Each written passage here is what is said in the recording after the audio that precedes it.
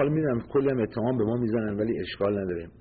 من وقتی این سوالا میرم اونجا میبینم یه تعداد زیادی از هواداران سازمان مجاهدین که بعضیاشون هم ما پارسال مثلا رفتیم بریم توی اینها و رفتیم بگیم آقا ما اومدیم راجع به این موضوع که ما هم مشترک هستیم، راهمون ندادن، حقیقتش گفتن نمیشه.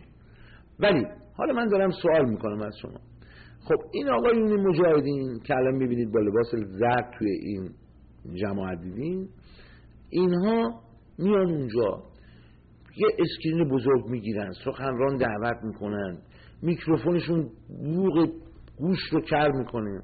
خب حالا ما که نمیریم، من در عرض نمیکنم، بنده میرم، شما رو عرض میکنم، شما که نمیرید و بعد حالا یخه این مجاهدین هم میگیریم که آقا شما و این مجاهدین رفتن آدم افریقایی آوردن، آقا پول گرفتن تونستن این کار انجام بدن.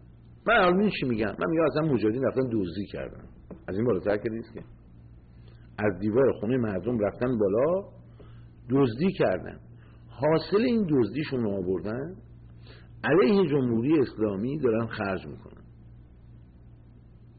شما چی میگین؟